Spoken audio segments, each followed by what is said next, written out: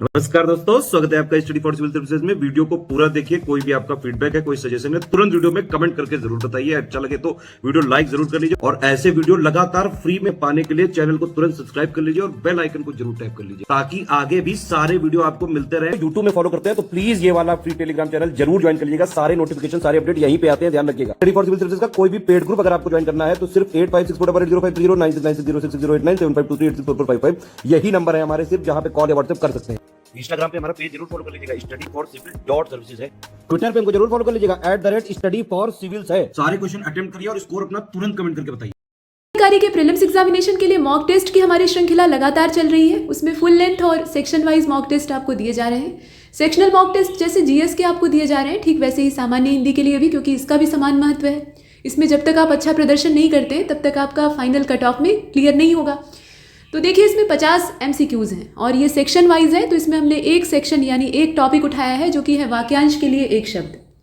तो आपको प्रश्न को ध्यान से देखना है, पढ़ना है। प्रश्न को जब तक आप ध्यान से नहीं देखेंगे, सही उत्तर ढूंढने में आप असमर्थ रहेंगे और नीचे जो 4 विकल्प दिए हैं उसमें से आपको तलाशना है। तो पहला प्रश्न देखिए, जिसका कोई साकार शरीर ही ना हो, अर्थात शरीर ही नहीं है उसके पास, या आप कह लीजिए कि वो साकार ही नहीं है, क्योंकि आकार का मतलब ही है कि शरीर उसके पास होगा। तो साकार शरीर नहीं है ये कहने का कोई तात्पर्य नहीं है। कुल मिलाकर शरीर जिसके पास नहीं है उसे क्या कहेंगे? तो उसको अर्य कहेंगे, अम्ब कहेंगे, अमूर्त कहेंगे या फिर सभी कहेंगे। शाब्दिक अर्थ पर जाइएगा और देखिए इसका जो करेक्ट आंसर है वो डी हो जाएगा। ये तीनों ही शब्द ऐसे व्यक्ति या ऐसी वस्तु के लिए या ऐसे जीव के लिए इस्तेमाल होते हैं जिसका कि कोई साकार स्वरूप नहीं होता है। इसके बाद आगे बढ़ते हैं। अम्ब जो शब्द है वो अम्मा, अम्बा या माता के लिए भी इस्तेमाल होता है, लेकिन अम्ब का जो शाब्दिक अर्थ है उसकी बात की जा रही है। अब इसके बाद दूसरे नंबर का जो प्रश्न है उसको देखिए, 10 वर्ष तक की आयु की बालिका, ऐसी बच्ची जिसकी आयु 10 साल की है, और हरी इलायची का दाना, दोनों के लिए एक शब्द इस्तेमाल होता है। मतलब दोनों जो वाक्य दिए हुए हैं ना, दोनों के लिए एक ही शब्द काम करेगा। इसके लिए भी वही रहेगा, इसके लिए भी वही रहेगा। तो इसमें से कौन सा होगा? कावेरी दिया है, इलायची दाना दिया है और पृथुका दिया है। डी वाला ऑप्शन तो आप देख ही रहे हैं। तो सेकंड क्वेश्चन जो है इसका करेक्ट आंसर पृथुका हो जाएगा। पृथुका कहा जाता है 10 वर्ष की आयु की बालिका को, और इलायची का, हरी इलायची का जो दाना होता है उसके लिए भी पृथुका शब्द का ही इस्तेमाल होता है। प्रश्न संख्या 3, अच्छी प्रवृत्ति, सच्चाई या ईमानदारी की जो नीयत है उसको क्या कहा जाता है? अच्छा नेचर आपका है, आपका जो चरित्र है वो बढ़िया है, आप ईमानदार हैं, तो आपके इस स्वभाव को क्या कहा जाएगा? ये दयानतदारी कहा जाएगा या खुलूस कहा जाएगा? दोनों जो है ना, ये अलग अलग शब्द हैं लेकिन इनका अर्थ समान हो सकता है, ऐसा आप अंदाजा लगा सकते हैं। देखें इसमें, तो करेक्ट आंसर सी होगा। इस प्रश्न का उद्देश्य आपको ये समझाना था कि दोनों ही शब्दों का तात्पर्य होता है ईमानदार नियत वाला व्यक्ति या उसका स्वभाव। इसके बाद चौथे प्रश्न में आपसे पूछा गया कि बिना मतलब की चीज़ या बात, कहते हैं ना कि बिना मतलब का बोलता रहता है, तो बिना मतलब की जो बात होती है उसको हम एक शब्द में क्या कहेंगे? पोच कहेंगे, आखोर कहेंगे या फिर दोनों कहेंगे या अटिल कहेंगे? बताइए। तो ये जो चौथा है इसका करेक्ट आंसर सी हो जाएगा। अटिल शब्द का कोई मतलब नहीं होता है, अटल होता है, अटिल नहीं होता। ठीक है। बाकी पोच और आखोर ये दोनों ही जो शब्द हैं ये निरर्थक, जो व्यर्थ की बकवास होती है उसके लिए इस्तेमाल होने वाले शब्द हैं। और आप देखिए 5वें नंबर के प्रश्न को, वन में रहने वाला छुट्टा जानवर जिसके ऊपर किसी का नियंत्रण ना हो, क्या कहा जाएगा? उसके लिए शब्द आपको ढूंढना है। नीचे विकल्प आप देख रहे हैं। और ये जो 5th क्वेश्चन है इसका करेक्ट आंसर बनैला होगा। अगर आप थोड़ा सा भी ग्रामीण क्षेत्र से टच में होंगे तो आप सुनते होंगे, कहते हैं कि फलाने आदमी जो है ये बनैला हो गया है, इसको माता पिता ने अंकुश में नहीं रखा और अभी ये बिगड़ैल और बनैला हो गया है ना। तो बनैला शब्द जो है वो इस्तेमाल होता है वन में रहने वाले छुट्टे पशु के लिए जो कि आज़ाद होता है। और आप देखिए 6वें नंबर के प्रश्न को, बिना काम धाम का आदमी क्या कहा जाएगा? निखट्टू हम लोग कह देते हैं, बैठ के चूली अगोर रहे हैं, ऐसे मुहावरा बोल देते हैं, लेकिन उस व्यक्ति को कहा क्या जाएगा? तो अरसौहा कहा जाएगा, अकर्मण्य कहा जाएगा या फिर अजगर कहा जाएगा? अजगर वैसे एक जीव भी होता है मोटा सा, तो जो सर्प बिरादरी का जो जीव है अजगर, उसके लिए शब्द इस्तेमाल होता है। अब इसमें आप ध्यान से देखिएगा क्योंकि डी वाला ऑप्शन आपको ये विकल्प देता है कि सभी सही है। तो प्रश्न संख्या 6 को आप देख रहे हैं और इसका जो करेक्ट आंसर है वो डी होगा। भाइयों, अजगर का भी शाब्दिक अर्थ होता है निकम्मा, और अजगर होता भी है निकम्मा, आलसी की तरह से पसरा रहता है। जब उसे भूख लगती है तो किसी जीव को खड़ा ही निगल जाता है और उसके बाद फिर पचाने के लिए सो जाता है। जब तक वो भोजन पच नहीं जाता तब तक वो सोया रहता है।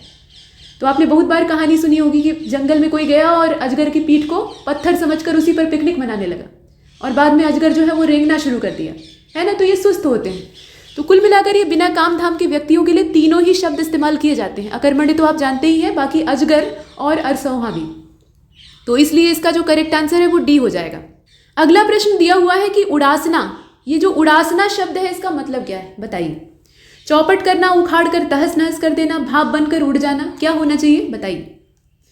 अब ये जो है ना इसका करेक्ट आंसर सभी होगा। उड़ासने का मतलब होता है उखाड़ना, चौपट करना, ध्वस्त कर देना, नष्ट कर देना, जो कुछ भाप बनकर उड़ जाना यानी उड़ासना, वही बात है वाष्पीकरण की प्रक्रिया। तो उसमें भी जो चीज़ थी वो धरातल पर मौजूद नहीं रही, हवा हो गई, है ना। तो कुल मिलाकर नष्ट करने से तात्पर्य होता है, शाब्दिक अर्थ इसका यही होता है। तो तीनों ही यहाँ पर जो वाक्य दिए हैं वो काम करते हैं।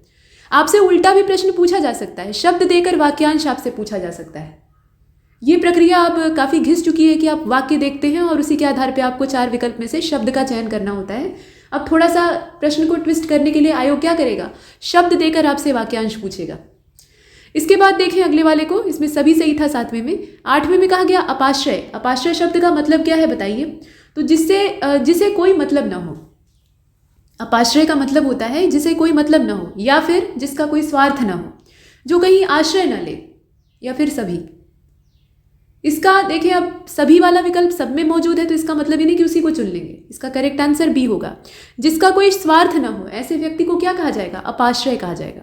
कुछ बहुत सारे नए शब्द आपको जानने के लिए मिलेंगे। तो बी वाले ऑप्शन को आपने चुन लिया। इसके बाद आगे चलते हैं, प्रश्न संख्या 9 को देखिए, अभिमंडन। अब अभिमंडन जो शब्द है इसके लिए आपको वाक्यांश ढूंढना है, इसका अर्थ आपसे पूछ रहा है। तो सजना संवरना इसका मतलब होता है खुद की प्रशंसा करना, मतलब होता है आपस में झगड़ा करना, इसका तात्पर्य होता है। क्या होता है बताइए। तो स्वयं की प्रशंसा करना। इसमें आप थोड़ा सा ट्रिक लगा के भी कर सकते थे। मंडन का मतलब होता है प्रशंसा और अभि मतलब अपनी ओर। अभि का मतलब क्या होता है, शाब्दिक अर्थ होता है अंदर की ओर। तो अंदर की ओर यानी आपकी ओर, तो आपकी ही प्रशंसा यानी खुद की प्रशंसा करना। तो आप थोड़ा सा तुक्का भिड़ाकर भी काम कर सकते थे। स्वयं की प्रशंसा करने को कहा जाता है अभिमंडन, यानी खुद की तारीफ।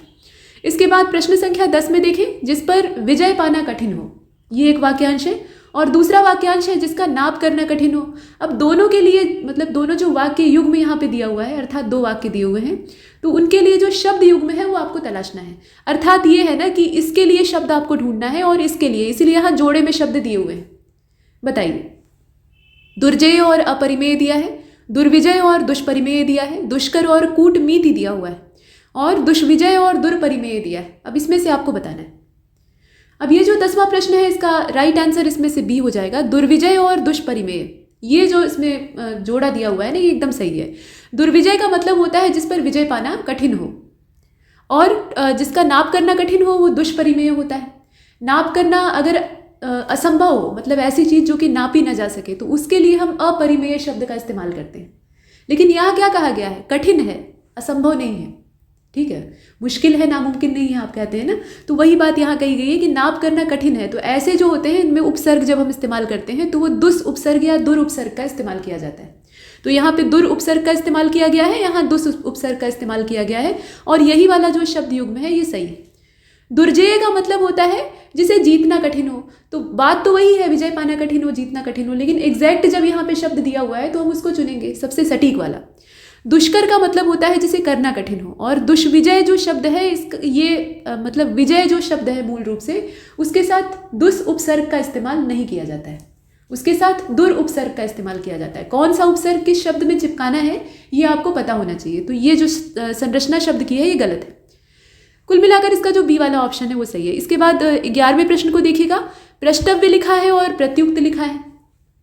यहाँ आप देख रहे हैं प्रष्टव्य लिखा है और प्रत्युक्त लिखा है, इन शब्दों के लिए वाक्य आपको ढूंढना है। तो पूछा गया प्रश्न और बात का खंडन करने हेतु कहा गया वाक्य, मतलब इसके लिए वाक्य ढूंढिए और इसके लिए ढूंढिए। तो इसमें 2-2 वाक्यों के जोड़े दिए हुए हैं। इसके बाद प्रश्न के रूप में पूछने योग्य, ये एक वाक्य हुआ प्रष्टव्य के लिए, और वाद विवाद में प्रयुक्त शब्दावली, उसके लिए प्रत्युक्त शब्द का इस्तेमाल करते हैं, ऐसा इसमें दिया हुआ है। और प्रश्न के रूप में पूछने योग्य ये वाक्य, और दूसरा वाक्य है किसी बात के खंडन में प्रस्तुत तर्क। ऐसे करके इसमें 3 वाक्यों का जोड़ा दिया हुआ है, मतलब कुल मिलाकर 6 वाक्य दिए हुए हैं ऐसा देखा जाए तो। डी वाले ऑप्शन में कहा है कि इसमें से कोई नहीं, तो अब आपको चुनना है, और करेक्ट आंसर इसका डी नहीं होगा बल्कि सी होगा। प्रश्न के रूप में जो पूछने योग्य है वो होता है पृष्ठव्य, पूछने योग्य। पूछने योग्य तो पूछा क्या जाता है, प्रश्न ही जाता है। तो प्रश्न के रूप में पूछने योग्य। और किसी बात के खंडन में जब आप कोई तर्क देते हैं, मतलब किसी की बात को काटने के लिए आप कोई उसमें आर्ग्यूमेंट करते हैं, तो उसके लिए जो शब्द इस्तेमाल होता है वो होता है प्रत्युक्त। अब इसके बाद 12वें प्रश्न को देखते हैं। यहाँ एक शब्द दिया है जो कि है प्रताड़ित। प्रताड़ित, ठीक। अब आप ये बताइए कि उचित वाक्य इसके लिए क्या होगा। तो ऐसा व्यक्ति जिसे कि ठगा गया हो, जिसका कि उत्पीड़न किया गया हो, जिसकी कि प्रताड़ना की गई हो, इसमें से कौन सा होगा? या फिर डी वाले को आप चुनेंगे, क और ग दोनों। तो अब ये जो 12वां है इसका राइट आंसर डी ही होना चाहिए, क्योंकि इसमें से ठगा हुआ जो व्यक्ति होता है उसको भी प्रताड़ित कहा जाता है, और जिसकी प्रताड़ना की गई हो उसको भी कहा जाता है प्रताड़ित। उत्पीड़न जिसका किया गया है उसको उत्पीड़ित कहा जाता है, उसके लिए प्रताड़ित शब्द का इस्तेमाल नहीं होता है। और यहाँ थोड़ा सा संशोधन कर लीजिएगा, ये अड़ होगा ऐसा वाला, पेड़ वाला अड़ होगा, गणित वाला नहीं। इसके बाद आगे बढ़ते हैं। प्रश्न संख्या 13 में पूछ लिया गया कि जिसे शील या संकोच है ही नहीं, मतलब जिसमें शील या संकोच का सर्वथा अभाव हो, उसके लिए शब्द इस्तेमाल करना है। आप क्या इस्तेमाल करेंगे? तोता चश्म कहेंगे, असंवेदनशील कहेंगे, बेमुरव्वत कहेंगे, क्या कहेंगे इसमें से? और प्रश्न संख्या 13 को आपने देखा, करेक्ट आंसर इसका डी हो जाना चाहिए, क्योंकि इसमें से दो जो शब्द हैं वो हमारे काम के हैं, क वाला भी और ग वाला भी। बेमुरव्वत, मुरव्वत का मतलब होता है संकोच, और बे उसमें उपसर्ग आपने जोड़ दिया फारसी का, तो इसका मतलब क्या हो गया? संकोच से रहित। और तोता चश्म का भी वही मतलब होता है, मतलब निर्लज्ज। बाकी असंवेदनशील ऐसे व्यक्ति को नहीं कहा जाता है, संवेदना का अभाव इसके अंदर नहीं होता है, शर्म का अभाव होता है। इसके बाद 14वें नंबर के प्रश्न को देखें। कुछ दिन के लिए किसी काम से अलग कर दिया जाना, कुछ दिन के लिए, हमेशा के लिए नहीं, तो इसको क्या कहा जाता है? मुअत्तली कहा जाता है, निलंबन कहा जाता है, बेकारी कहा जाता है, या फिर सभी कहा जाता है। कुछ दिन के लिए उसको जो काम कर रहा था वहां से हटा दिया गया, तो क्या कहेंगे आप उसे? और इसका जो राइट आंसर है वो डी हो जाएगा। इसी घटना को निलंबन कहा जाता है। कहते हैं ना कि उन्हें सस्पेंड कर दिया गया है, मतलब काम से निकाला नहीं गया है, लेकिन कुछ समय के लिए उन्हें लटका दिया गया है, यानी वो काम नहीं कर सकते। और मुअत्तली भी उसी को कहा जाता है। और बेकारी शब्द जो है वो भी मतलब ऐसा है कि कुछ दिन के लिए वो उस काम से अलग हो गया, तो उसका काम उससे छीन लिया गया, तो उस समय के लिए वो बेकार ही हो गया। तो कुल मिलाकर ये तीनों शब्द जो हैं ये इस वाक्य के लिए सार्थक होते हैं, है ना। तो इसका जो डी वाला ऑप्शन है उसको चुन लेते हैं। इसके बाद चलते हैं 15वें प्रश्न की ओर, जिसमें कहा गया कि अंग मर्दक और अंग विभ्रम, ये दो शब्द दिए हुए हैं। इनके लिए वाक्य युग्म आप ढूंढ कर बताइए कि इसमें से कौन सा होगा। तो शरीर का मर्दन करने वाला और भ्रम की स्थिति, ऐसा। शरीर की मालिश करने वाला और अंगों पर नियंत्रण न होना, अंगों पर नियंत्रण न होना। शरीर की मालिश करने वाला और शरीर के अंगों पर मानसिक नियंत्रण न होना, ठीक। अब इसमें आप बताइए, वैसे जो दो शब्द दिए हुए हैं इसमें से अगर आप शब्द को तोड़कर अर्थ समझने का प्रयास करेंगे तो आराम से वाक्य निकल आएगा, लेकिन देखिए इसमें से कौन सा होगा। तो करेक्ट आंसर इसका सी हो जाएगा, शरीर की मालिश करने वाला और शरीर के अंगों पर मानसिक नियंत्रण न होना। अंग विभ्रम का मतलब क्या होता है? आपके शरीर के जो अंग हैं उन पर आपके मन का, आपके दिमाग का कंट्रोल नहीं है, वो अपने मर्जी के मुताबिक काम कर रहे हैं, दिमाग की मर्जी नहीं मान रहे हैं। तो ऐसी जो स्थिति होती है उसको कहा जाता है अंग विभ्रम, यानी जो आपके अंग हैं वो कैसी स्थिति में है? भ्रम की स्थिति में है। और अंग मर्दक का मतलब होता है शरीर की मालिश करने वाला, मर्दक मतलब मसाज करने वाला, अंग मतलब शरीर। तो इसका जो सी वाला ऑप्शन है वो सही है। इसके बाद 16वें को देखते हैं। मजदूरी के बदले हल बैल लेकर खेती करने वाला जो किसान होता है उसके लिए आप कौन सा शब्द इस्तेमाल करेंगे? मतलब उसके पास अपना कोई खेत नहीं है, अपनी कोई ज़मीन नहीं है, किसी दूसरे की ज़मीन है, और वो व्यक्ति क्या करेगा? उसे मजदूरी देगा और अपने खेत में काम पर लगा देगा, वो हल बैल लेकर खेती करेगा। तो आप ये बताइए कि ऐसे किसान के लिए शब्द क्या इस्तेमाल होगा? उसको कर संकुल कहा जाएगा, आढ़तिया कहा जाएगा, अंगोरिया कहा जाएगा, या फिर बटाईदार कहा जाएगा? तो प्रश्न संख्या 16 का जो करेक्ट आंसर है वो अंगोरिया होगा। असल में इसको गांव में अगोरिया कहा जाता है, खेत अगोरना कहा जाता है। थोड़ा सा ये ग्रामीण लहजे का शब्द है। बाकी जो है इसमें कर संकुल का मतलब होता है हाथ जोड़ना, संकुल मतलब संयुक्त करना, जोड़ना, और कर मतलब हाथ। और इसके अलावा आढ़तिया तो आप जानते ही हैं, आढ़त पर काम करने वाला। बटाईदार आप खेती बटाई का जो काम है, तो बटाई अलग होती है, और ये जो प्रक्रिया है अगोरिया वाली, इसमें मजदूरी दी जाती है। बटाईदार जो होता है ना वो मजदूरी नहीं, वो अपना हिस्सा लेता है, तो वो अलग चीज़ है। इसमें से सी वाला ऑप्शन हमारा सही है। इसके बाद 17वें को देखते हैं। आर्थिक रूप से कमजोर वर्गों का विकास करने का जो भाव होता है उसको क्या कहते हैं? आर्थिक रूप से जो कमजोर हैं, पिछड़े हैं, उनका विकास करने की जो भावना है उसको क्या कहा जाएगा? बताइए। इसमें दिया हुआ है हरिजन कल्याण, जो कि गांधी जी किया करते थे, अनुदान, अंत्योदय, या अर्थोदकार। अर्थोदकार तो प्रश्न संख्या 17 करेक्ट आंसर इसका सी हो जाएगा। अर्थोद्गार जैसा कोई शब्द नहीं होता है, हाँ अंत्योदय होता है। अंत्योदय का मतलब होता है जो अंत्य है उनका उदय, और अंत्य कैसे हैं? आर्थिक रूप से। तो ये आर्थिक रूप से विपन्न लोगों की सहायता करने की प्रक्रिया को कहा जाता है अंत्योदय। प्रश्न संख्या 18 को देखें, आग की प्रबल चिंगारियां। चिंगारियां वैसे तो प्रबल होती ही हैं, लेकिन आग की मात्रा कितनी है इस पर भी निर्भर करता है। तो इसके लिए आपको शब्द पहचानना है। चिंगारियां ऐसी वैसी नहीं है, कैसी हैं? प्रचंड है। तो स्फुलिंग उन्हें कहा जाएगा, विच्छुरित कहा जाएगा, वहनी कहा जाएगा। वहनी तो अग्नि का ही पर्यायवाची होता है। या फिर क और ख यानी ए और बी दोनों माना जाएगा। तो प्रश्न संख्या 18 का जो करेक्ट आंसर है वो इसमें डी हो जाएगा। मतलब ये है कि स्फुलिंग भी कहा जाएगा और विच्छुरित भी कहा जाएगा। विच्छुरित जो शब्द है वो भड़की हुई चिंगारियों के लिए इस्तेमाल होता है, जो कि कहीं भी आग लगाने में सक्षम होती है, और स्फुलिंग भी उसी को कहा जाता है। 19वें प्रश्न को देखिएगा, इसमें कहा गया पहले से की गई व्यवस्था क्या कहलाती है? पेशबंदी कहलाती है, बंदोबस्त कहलाती है, पूर्व नियोजन कहलाती है, या फिर सभी कहलाती है? बताइए। तो अब इसे अगर ध्यानपूर्वक देखा जाए तो इसका जो करेक्ट आंसर है, इसमें ध्यान से देख लीजिएगा। पहले पेशबंदी कहा जाता है।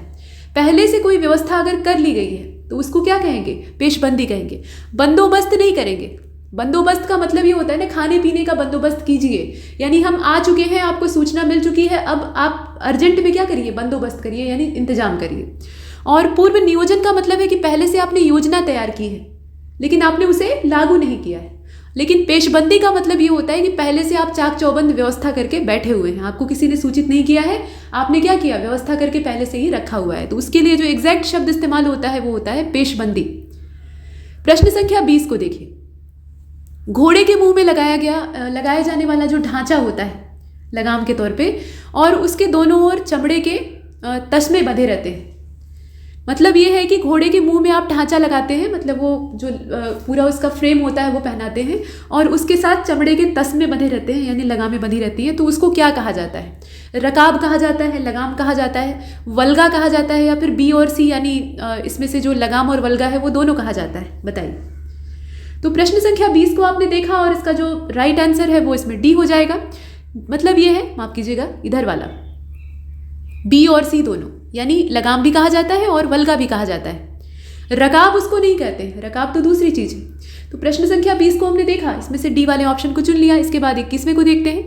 अत्याचारी व्यक्ति जो कि पूरी मानव जाति पर बोझ हो, उसके लिए एक शब्द आपको बताना है। ऐसा व्यक्ति जो कि धरती पर बोझ है, इतना ज्यादा अत्याचारी है, लोग चाहते हैं कि वो जल्दी यहाँ से उठे, तो उसके लिए अभिक शब्द का इस्तेमाल होता है कि अन्य शब्द का इस्तेमाल होता है? इसमें से आप देखिए और बताइए। तो प्रश्न संख्या 21 को आपने देखा, करेक्ट आंसर इसका इसमें से सी हो जाएगा, क्योंकि दोनों सही है। मतलब यह है कि अभिक भी कहा जाता है और अन्य भी कहा जाता है। तो अत्याचारी मनुष्य के लिए आपको दो नए शब्द मिले, एक तो है अभिक और दूसरा है अन्य। इसके बाद 22वें प्रश्न को देखिएगा, पासे के दांव पर चौसर बिछाकर खेला गया जो खेल होता है उसको क्या कहा जाता है?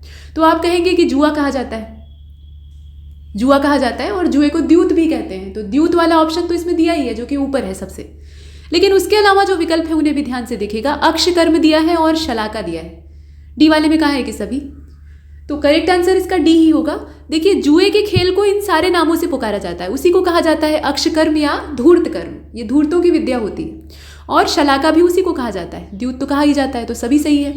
प्रश्न संख्या 23 को देखिए, किसी विषय विशेष पर चर्चा के लिए आयोजित की गई जो बैठक है उसको क्या कहा जाता है? मजलिस कहा जाता है, अंजुमन कहा जाता है, महफिल कहा जाता है, या सभी कहा जाता है? मतलब जितने हैं सब कहा जाता है। तो प्रश्न संख्या 23 को आपने देखा, करेक्ट आंसर इसका डी हो जाएगा। ये सभी कहा जाता है। मजलिस, अंजुमन और महफिल, ये तीनों शब्द किसी खास मकसद से जो बैठक बुलाई जाती है उसके लिए इस्तेमाल होते हैं। प्रश्न संख्या 24 को देखिएगा, इसमें पूछा गया कि अलग से रखा हुआ जो विशिष्ट पद या खाद्य है उसको एक शब्द में क्या कहा जाएगा? अलग से रखा हुआ कोई विशिष्ट पद जो कि खास व्यक्ति के इंतजार में रखा गया हो, या किसी खास व्यक्ति के इंतजार में रखा गया कोई पकवान, जैसे कि घर में मान लीजिए कोई खास चीज बनी है, वो आपकी माँ ने आपके लिए बचा कर रखी है, तो इस तरीके का जो खाद्य पदार्थ या इस तरीके का जो पद है वो क्या कहा जाएगा? मतलब उसे किस शब्द के तौर पे हम यहाँ देखेंगे? तो उसे मखसूस कहा जाएगा, पृथकृत कहा जाएगा, खास कहा जाएगा, या फिर मखसूस भी कहा जाएगा और खास भी कहा जाएगा। तो 24 को आपने देखा, करेक्ट आंसर इसका डी ही होगा, क्योंकि इसमें देखिए मखसूस भी कहा जाता है और खास भी कहा जाता है। ये आप देख रहे हैं, पृथकृत नहीं। पृथकृत का मतलब होता है अलग किया हुआ, तो अलग तो किसी भी चीज को किया जा सकता है। प्रश्न संख्या 25 को देखिएगा, जिसका शरीर भौतिक रूप से मौजूद न हो, अब इसको हम क्या कहेंगे? अशरीरी कहेंगे, विधाता कहेंगे, विदेही कहेंगे, क्या कहेंगे इसमें से? तो डी वाले को चुन लीजिए। ये सारे जितने भी शब्द हैं इनका शाब्दिक अर्थ होता है बिना भौतिक शरीर वाला।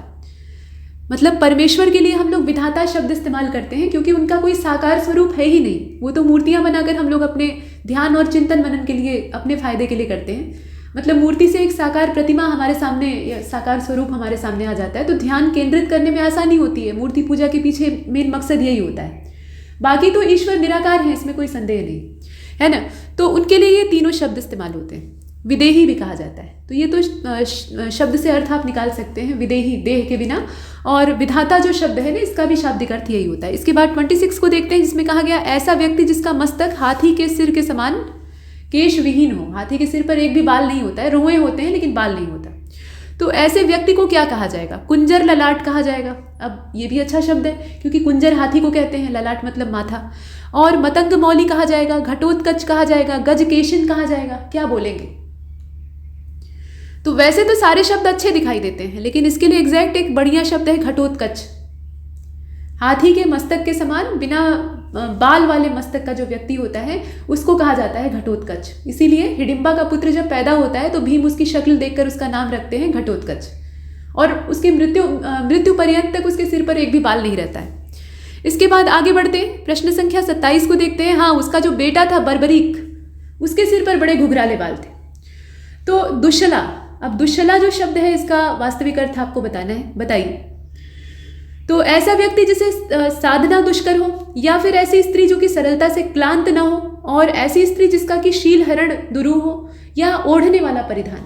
तो ओढ़ने वाले परिधान को दुशाला कहा जाता है, दुश्शला नहीं कहा जाता है। यहाँ ध्यान से देखिए, बताइए दुश्शला वैसे थी कौन? ये महाभारत की एक पात्र हैं, दुर्योधन की ये बहन थी और सारे कौरवों की ये एकमात्र इकलौती बहन थी। 101 कौरव थे, मतलब 101वीं जो थी वो पुत्री थी, तो इनका नाम था दुश्शला। और धृतराष्ट्र के ज्यादातर पुत्र जो है उसमें 2 उपसर्ग का इस्तेमाल करके उनके नाम रखे गए थे, जैसे कि दुर्योधन, दुशासन, दुर्विजय, दुष्कोण। विकर्ण जो था उसका नाम थोड़ा सा अलग है। ऐसे बहुत सारे, मतलब 100 भाइयों के नाम गिनाना यहाँ संभव नहीं है। कुल मिलाकर इसमें देखें वो 2 उपसर्ग जो है वो काम कर रहा है। तो बताइए, तो 27 को आपने देखा और करेक्ट आंसर इसका बी हो जाएगा। ऐसी स्त्री जो कि सरलता से क्लांत ना हो, यानी वो थक ना सके। कितना भी आप उससे काम करवा लीजिए, कितना भी आप उसे साध लीजिए, लेकिन थकावट का उसके शरीर पर कोई नामो निशान ना हो, तो ऐसी स्त्री को क्या कहा जाएगा? दुश्शला कहा जाएगा। इसके बाद देखते हैं प्रश्न संख्या 28 को। वैकर्तन का उचित वाक्यांश आपको बताना है, वैकर्तन का कुल मिलाकर अर्थ बताना है, बताइए। तो महारथी कर्ण का एक उपनाम है ये, सूर्य के तेज से उत्पन्न, सूर्य से संबंधित, सभी सत्य हैं, बताइए। तो 28 को आपने देखा, करेक्ट आंसर डी होगा। मतलब ये सारे अर्थ जो है ये वैकर्तन के लिए ही इस्तेमाल होते हैं। और एक और इसका अर्थ होता है कनकटा मतलब जिसके कान के नीचे की जो लवें हैं, जहाँ पे कुंडल पहने जाते हैं, वो कटा हुआ हो। तो महारथी कर्ण का ये वाला जो उपनाम है ये वैकर्तन कैसे पड़ गया? जब उन्होंने कवच और कुंडल का दान किया तो पहले तो शरीर से कवच अलग किया, उसके बाद कान काट कर कुंडल दे दिया, तो कान की जो लवें हैं वो फट गई थी। तो इन्हें देखकर लोग वैकर्तन वैकर्तन करने लगते हैं, तो ये मतलब इनका नाम पड़ जाता है। तो शाब्दिक अर्थ इसका समझिएगा, सभी सत्य हैं। इसके बाद 29 को देखते हैं। कंडोल और करांशुक, ये 2 शब्द दिए हैं, इनके लिए आपको वाक्य का चयन करना है। तो लकड़ी की टोकरी और हाथ में पकड़ने वाला अंगोछा, ये 2 वाक्य हैं। वैसे ही छोटे आकार की लकड़ी की नाव यानी काष्ठ नौका, और पूरे बाजू यानी पूरे आस्तीन की जो शर्ट होती है वो। लकड़ी की टोकरी और पूरे आस्तीन की शर्ट, जल भरने का ड्रम नुमा पात्र और मर्दाना दुपट्टा यानी गमछा। तो आप बताइए कि इसमें से कौन सा जो वाक्य युग्म है वो सही होगा इस शब्द युग्म के लिए। मतलब शब्द दे दिया है, आपसे वाक्यांश 2 ठे पूछ रहा है। कंडोल का आपको अर्थ बताना है और करांशुक का बताना है। तो 29 को आपने देखा और राइट आंसर इसका सी हो जाएगा। यहाँ आपने देखा लकड़ी की टोकरी को कहते हैं कंडोल, और पूरे आस्तीन की जो शर्ट होती है, मतलब फुल स्लीव वाली जो शर्ट होती है, उसको कहते हैं करांशुक। प्रश्न संख्या 30 को देखते हैं। घोड़े की गर्दन का बाल, घोड़े की गर्दन पे बाल होते हैं, बड़े शानदार होते हैं। तो घोड़े की गर्दन का बाल और समुद्र मंथन से निकली हुई मणि, इन दोनों वाक्यांशों के लिए एक ही शब्द इस्तेमाल होगा। अब यहाँ पे 2 आपको नहीं ढूंढना है, एक शब्द सिर्फ ढूंढना है जो कि दोनों वाक्यों के लिए काम करे।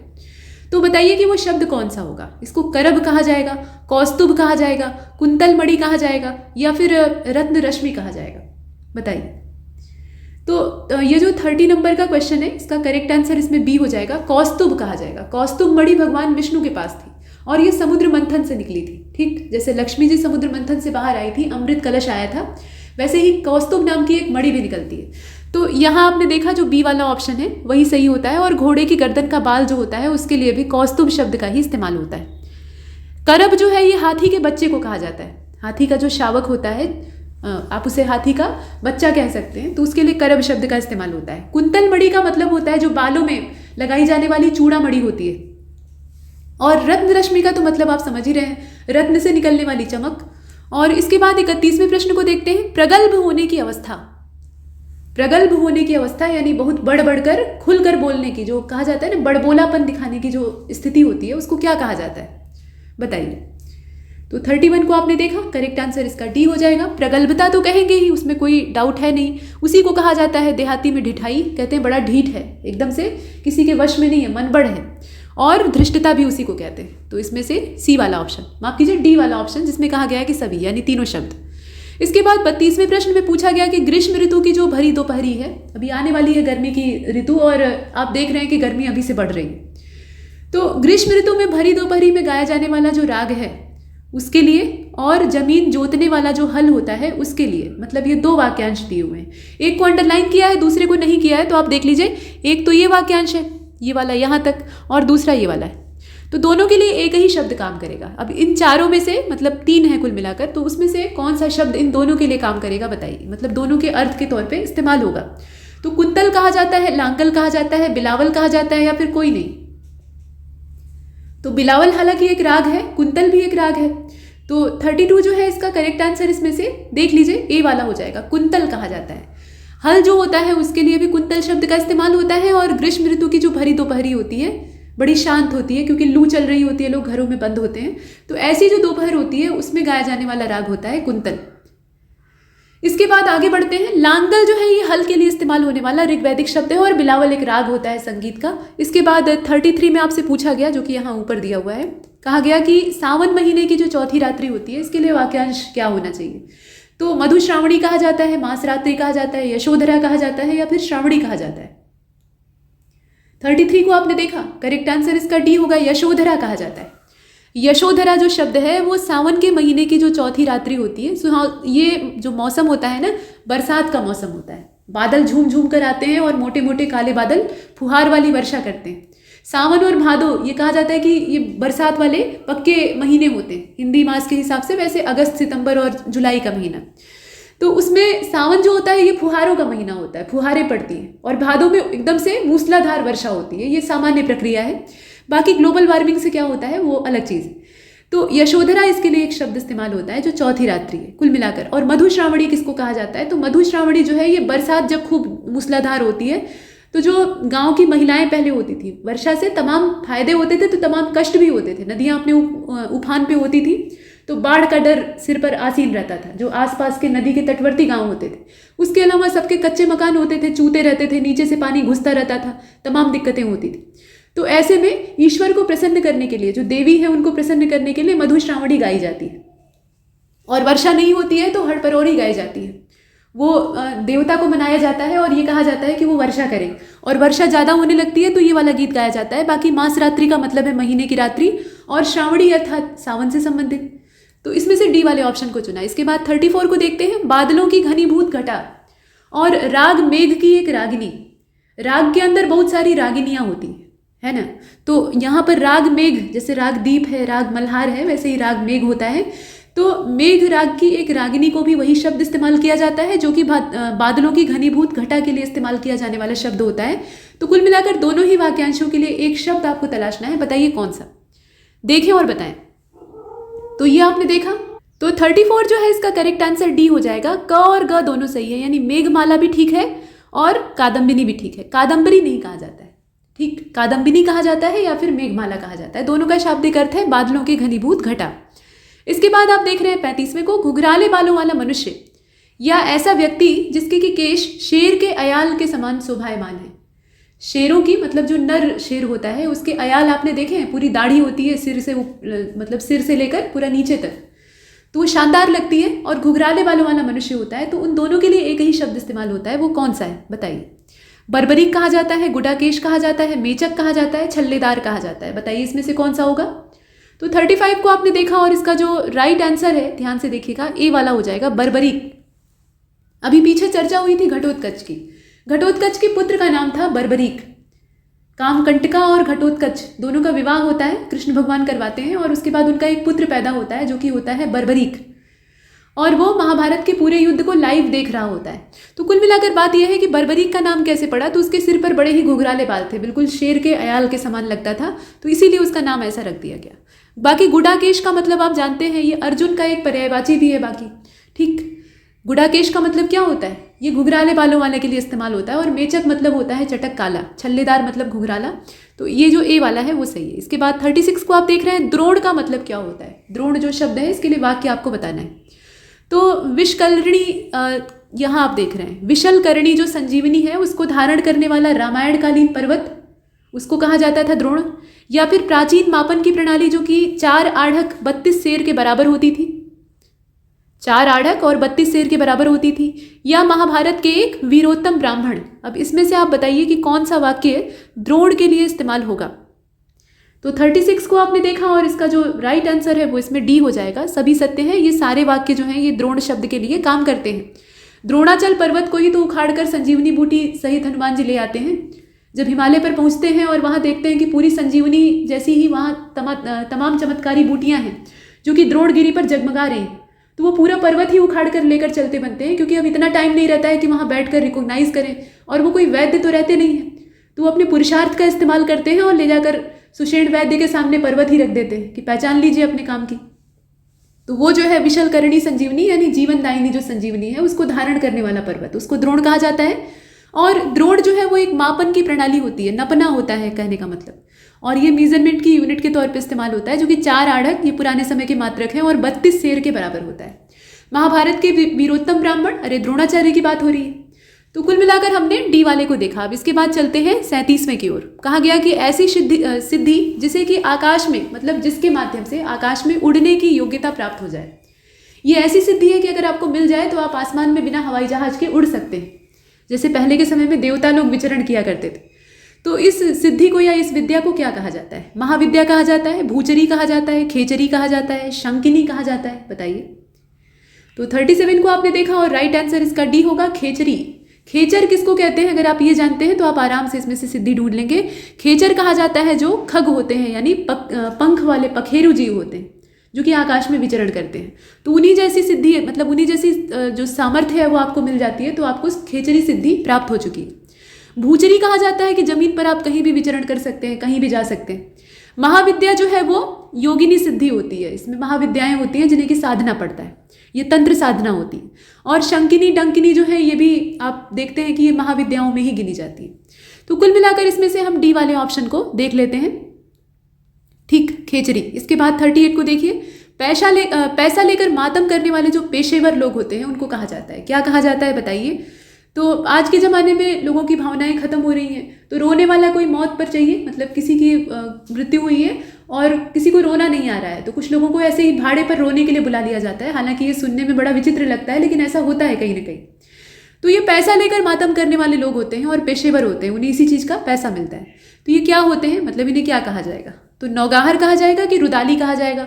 तो दोनों ही कहा जाएगा। ये दोनों ही शब्द जो हैं ये ऐसे ही व्यक्तियों के लिए इस्तेमाल होते हैं। तो सी वाला ऑप्शन सही है। इसके बाद 39 को देखते हैं। 39 में आपसे कहा जा रहा है कि वनस्पति के पत्तों के ऊपर पाए जाने वाले बारीक रंध्र जो होते हैं उनके लिए शब्द इस्तेमाल करना है आपको। बताइए कि इसमें से कौन सा शब्द होगा। रोम छिद्र कहा जाएगा, रंध्र कहा जाएगा, मुचकुंद कहा जाएगा, या फिर सभी कहा जाएगा।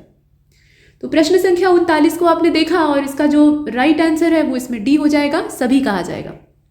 ये सारे शब्द जो है ना ये पत्तियों के ऊपर पाए जाने वाले बारीक रंध्रों के लिए इस्तेमाल होते हैं, ठीक। तो रोम छिद्र, रंध्र और मुचकुंद। प्रश्न संख्या 40 को देखते हैं। जो व्यक्ति जन्मजात विजेता हो, मतलब उसको हराना ही असंभव है, वो जन्मजात विजेता ही पैदा हुआ है और जीतने के लिए पैदा हुआ है, तो ऐसे व्यक्ति को क्या कहा जाएगा? जन्म विजेता कहा जाएगा, जन्मेजय कहा जाएगा, आजन्मेजय कहा जाएगा, या सभी गलत है? जन्मेजय कहा जाता है, ठीक है। राजा जन्मेजय का नाम इसी वजह से पड़ा था। जो व्यक्ति जन्मजात विजेता, हालांकि ये उनके पिता परीक्षित का नाम होना चाहिए था, क्योंकि परीक्षित जो है वो जन्म लेने से पहले ही ब्रह्मास्त्र से लड़ाई लड़ रहे थे और भगवान विष्णु ने उनकी रक्षा की थी। तो कुल मिलाकर जन्मेजय ये जो शब्द है इसका मतलब होता है जन्मजात विजेता। इसके बाद आप देख रहे हैं 41वें को, सदैव यज्ञ की मंत्राहुतियों का वाचन करने वाला जो व्यक्ति होता है उसको क्या कहा जाता है?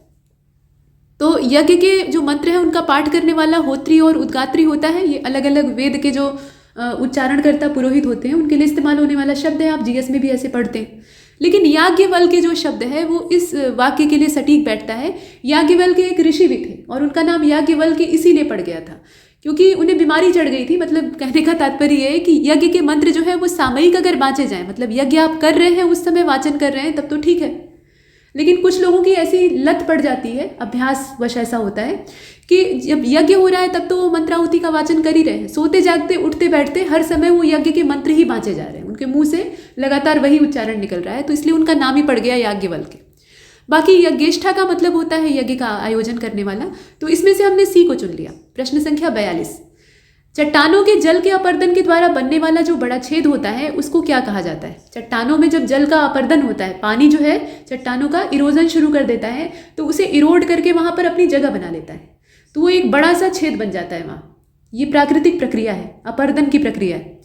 तो इसके लिए हम शब्द इस्तेमाल करना चाहते हैं, मतलब इस पूरे वाक्य को हम एक शब्द में ढालना चाहते हैं। बताइए क्या कहेंगे?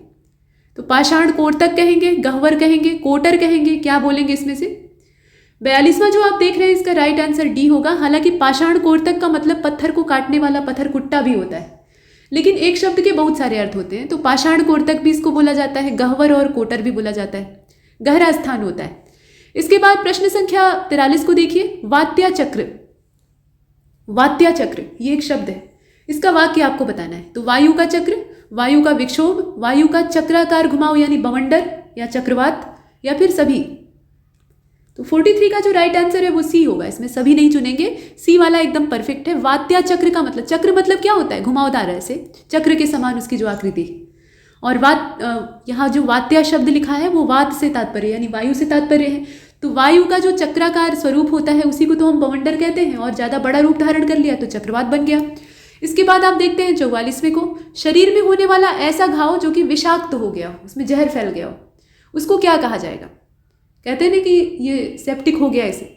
तो अब इसमें ये आज से मग इसके लिए शब्द इस्तेमाल होगा, व्रण कहा जाएगा, चाटैल कहा जाएगा, या फिर सभी कहा जाएगा। तो 44 का जो राइट आंसर है वो डी होगा। ये सारे शब्द इस्तेमाल होते हैं, जहरीला हो जाता है, ठीक, और उसके बाद फिर एंटीबायोटिक और तमाम औषधियाँ चलती हैं, फिर भी जीवन बचाना मुश्किल हो जाता है। तो ये विषैला घाव जो होता है उसके लिए शब्द इस्तेमाल होते हैं। इसके बाद 45 को आप देखते हैं, भ्रम के कारण उत्पन्न धारणा। वाक्य दिया है भ्रम के कारण उत्पन्न धारणा, अब इसके लिए आपको शब्द बताना है। तो इसको आंतर प्रपंच कहा जाता है, अंतर्भ्रामरी कहा जाता है, अंतर्भ्रामरी कहा जाता है, बुद्धिभ्रष्ट कहा जाता है, या फिर सभी कहा जाता है, मतलब जितने हैं सब कहे जाएंगे। तो इसका ए वाला हो जाएगा, ये आंतर प्रपंच होता है, ठीक, आंतर प्रपंच होता है, आपके अंदर अंतर मन में प्रपंच चल रहा होता है जो कि भ्रमवश होता है, ये धारणा है एक तरह की। भ्रम की स्थिति अगर होती ना, मानसिक भ्रम की स्थिति, तो उसके लिए हम अंतर्भ्रामरी शब्द का इस्तेमाल करते हैं, लेकिन यहाँ पर क्या है, भ्रम के कारण उत्पन्न धारणा की बात हो रही है, तो इसके लिए जो शब्द इस्तेमाल होगा वो होगा आंतर प्रपंच। इसके बाद 46 को देखिएगा, हथेली में तर्जनी और अंगूठे के बीच का स्थान क्या कहलाता है? आपकी तर्जनी अंगुली और अंगूठे के बीच में जो खाली जगह होती है उसको क्या बोलते हैं? पोर कहते हैं, मध्यक कहते हैं, आंट कहते हैं, ओट कहते हैं, इसमें से क्या शब्द इस्तेमाल होगा?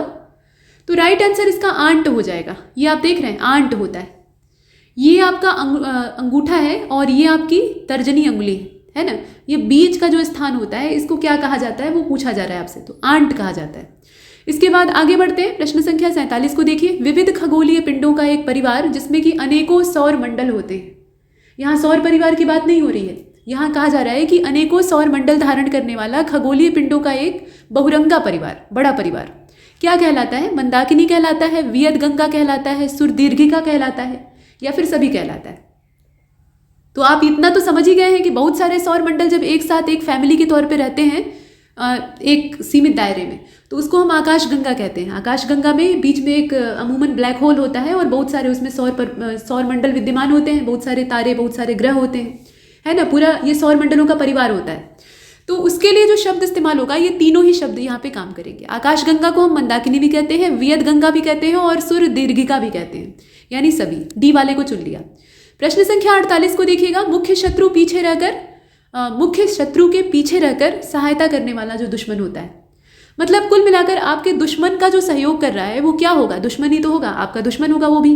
तो वही चीज़ यहाँ कही गई, मुख्य शत्रु के पीछे रहकर सहायता करने वाला जो शत्रु होता है उसको क्या कहा जाता है, उसको शत्रुभेदी कहा जाता है, प्रच्छन्न रिपु कहा जाता है, आक्रांत कहा जाता है, या इसमें से कोई नहीं। तो 48 का जो करेक्ट आंसर होगा वो आक्रांत होगा। प्रच्छन्न रिपु का मतलब होता है छिपा हुआ दुश्मन। अब ये तो आपको दिखाई ही दे रहा है कि पीछे से एक व्यक्ति जो है वो आपके दुश्मन का सहयोग कर रहा है, तो वो छिपा कहाँ है, वो तो प्रत्यक्ष है।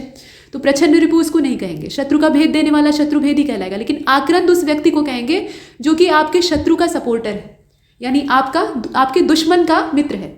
इसके बाद आप देख रहे हैं 49 को, ऐसी प्रौढ़ा स्त्री जो कि मनसा वाचा कर्मणा अपने प्रियतम को लुभाने का प्रयास कर रही हो लेकिन उसमें विफल हो रही हो। उसका जो प्रौढ़ अवस्था का स्वरूप है उस पर मेकअप जो है वो चढ़ा रहा है, लेकिन फिर भी वो ऐसी कोशिश कर रही है, तो उसको क्या कहा जाए। तो इसमें आप देखें उद्धत यौवना कहा जाएगा, विगत यौवना कहा जाएगा, आक्रमिता नायिका कहा जाएगा, प्रोषित नायिका कहा जाएगा। अब ये प्रोषित पतिका, आज्ञामस्यत पतिका, इस तरह के शब्द आयोग देता है, तो उसी को यहाँ आधार बनाकर ये प्रश्न बनाया गया है। बताइए इसमें से कौन सा होगा। तो 49 को आपने देखा और करेक्ट आंसर इसका सी होगा, आक्रमिता। यहाँ देख रहे हैं आप, आक्रमिता नायिका। अब ये शब्द क्यों इस्तेमाल किया गया, तो ऐसी प्रौढ़ा स्त्री जिसको कि ये कहीं ना कहीं दिमाग में खटका लग गया हो, ऐसा भय लग गया हो कि उसका जो पति है या उसका जो प्रियतम है वो किसी दूसरी नारी पर आसक्त हो गया है। तो अब वहाँ से उसकी आसक्ति को हटाने के लिए ये वाली जो स्त्री है वो क्या कर रही है, बढ़िया अपना बनाव श्रृंगार करके अपने प्रियतम के सामने खड़ी हो रही है कि हमें देखो उसको मत देखो। तो ये आक्रामक भावना जो उसके अंदर पैदा हो गई है, इसी वजह से उसे आक्रमिता नायिका कहा जाता है। इसके बाद 50वां प्रश्न आप देख रहे हैं, इसमें कहा गया कि क्षय करना, कम करना। अब इसके लिए जो शब्द है वो क्या होगा, तो उत्तन्न होगा, ह्रास होगा, या फिर केवल ख सही है ऐसा दिया है, या फिर क और ख दोनों सही है। तो भाई सी और डी वाला तो विकल्प आप देख ही रहे हैं, वो सामान्य सा है, लेकिन ए और बी पर विचार करिएगा। तो करेक्ट आंसर इसका डी होना चाहिए। विचार करके अगर आप देखें तो दोनों ही शब्द जो है वो इस्तेमाल होते हैं, उत्तन्न भी कहा जाता है और ह्रास भी कहा जाता है। ठीक है, तो इसमें से क और ख दोनों सही है और यहाँ पर ये मॉक टेस्ट अच्छे तरीके से समाप्त होता है। इसमें जितने भी नए शब्द आपको जानने के लिए मिले उन्हें अगर आप चाहें तो कॉपी और पेपर लेकर बैठे, माफ कीजिएगा पेपर और पेन लेकर बैठे और उस पर नोट करते जाएं, अर्थ लिखते जाएं साथ में, वो आपके सहयोग करेंगे आगे। शब्दकोश में वृद्धि होगी तो आपको मेंस एग्जामिनेशन में भी उतना ही सहारा मिलेगा। तो तब तक के लिए नमस्कार।